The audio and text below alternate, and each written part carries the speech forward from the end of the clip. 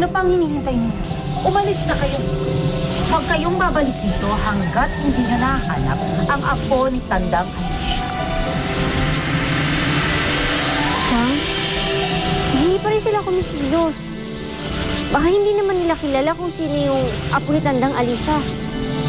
Hindi ba dapat meron kang kuko, buhok, o kung ano mang pagmamay-ari nung taong pinapahanap mo? Tama kasi. Wala nga tayong gamit o anumang pag-aayos ng tao.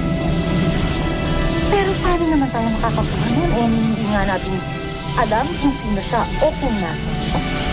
Nasabi ko na nga ba, palpak na naman. Nasayang lang yung paghuli namin doon sa duling na sa Lagubang. Saka doon sa Itcheserang Palaka. Tsaka itong mga putakte, wala namang gamit. Ano ba yan? Ba yan? PM to, huwag kayong mag-alala. May paggagamitan ako. Rose? Really? Saan? Where's? Eh di sa inyong dalawa. Ha? Mga putakte? Kagati ng mga reklamador na to!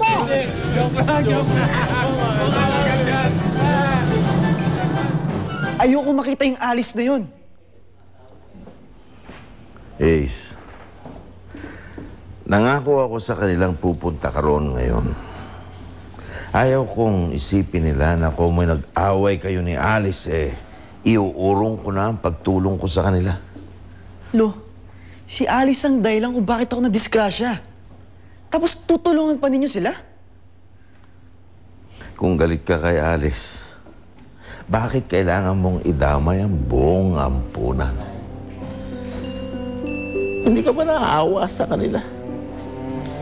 Kung ikaw, sumasama ang loob mo dahil hindi mo nakikita ang iyong mami, sila pa kaya talagang wala ng mga magulang.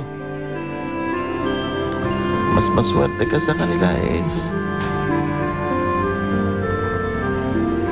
Hindi, Lo. Pareho lang kami. Ulila rin ang pakiramdam ko sa sarili ko. Dahil hindi ko naman nararamdaman ng magulang ako.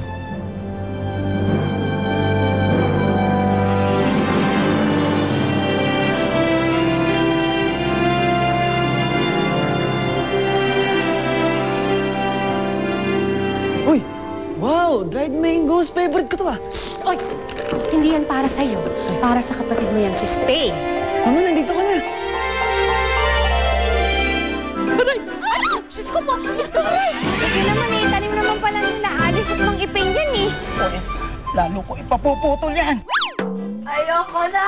Gusto ko lang mamatay yan! Hindi na yan mawawala ang sumo sa akin! Mahalaga po ang bawat puno sa kalikasan. Hindi ko kailangan ng lecture mo! Putulin na to! Halika na, halika na! Putol! Ang mga tao talaga nagbubalag-bulagan lang. Kahit alam na nilang mali, pinaninindigan pa rin lang yun ang tama. Sana nga, Tay. Talagang mabulag na sa Miss Dora.